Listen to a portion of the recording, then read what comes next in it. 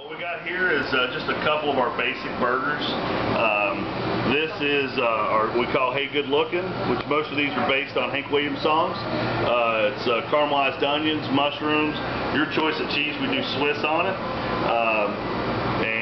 We always serve all of our burgers, lettuce, tomato, onion, pickle on the side. That way you can dress it. Mustard, mayonnaise, and ketchup's on the table. Way you're still customizing it. This one right here is called Howlin' at the Moon.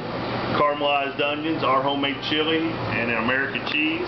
And then this one here is a typical basket for us.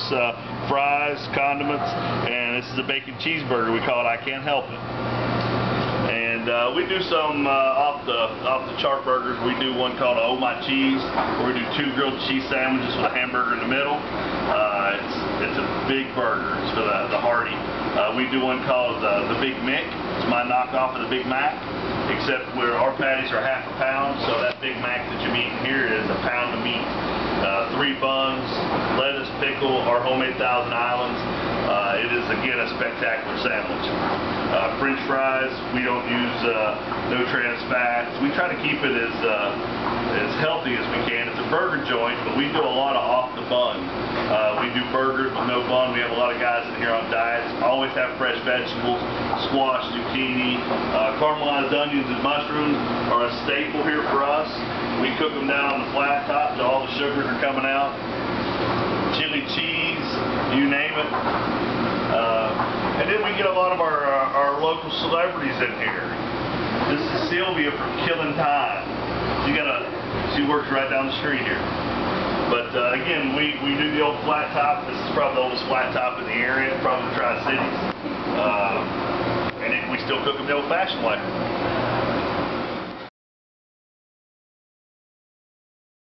This is the original side of the burger bar. It's at least 1942.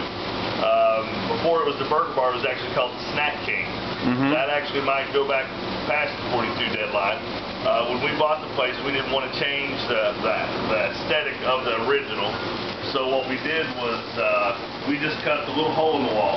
We knew we needed room. Our biggest problem here was space. I had contractors come in and say, hey, we can demolish this and make it wide open. People can still see you cook. But I didn't want to do anything to damage the integrity of this building. So, as you see from the wall over, this is all original. Even got a couple of black and white pictures of it in its day. And so this hasn't changed much other than new equipment. But if you would like to walk over to the other side, I'll show you what we've done to try to make a big sister to this.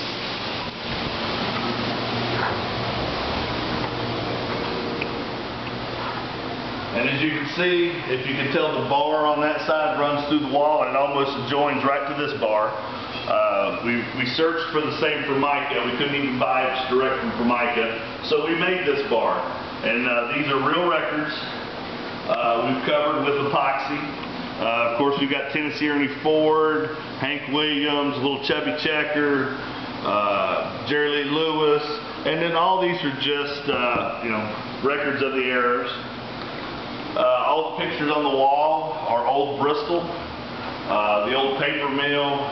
These are actually some of my grandfather, who passed away recently. This is the old paper mill, the Flood, the Bacon Company, but by far the best ones are the Bunnings Pharmacy, which was a very unique staple place here in Bristol.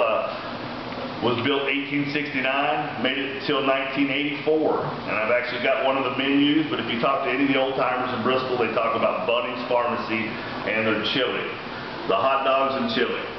And this is actual real pictures from the Historic Society of a soda jerk, and they're actually doing his business.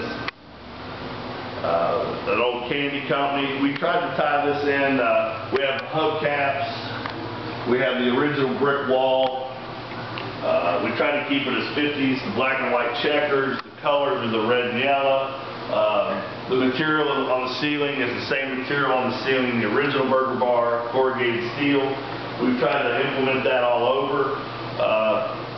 This table is right out of one of the downtown stores, runs from that era.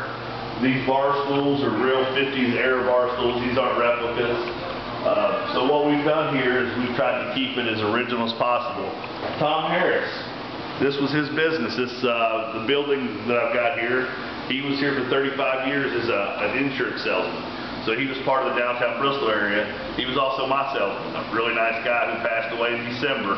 That's what gave us the opportunity to take the building over. So I wanted to pay homage to Tom, and we've got his name hanging. Again, we've tried to keep it as original as possible, right down to the tire tread for your feet down here. Me and my wife, a couple of friends, just local guys, did all the work ourselves, and this is what we came out with.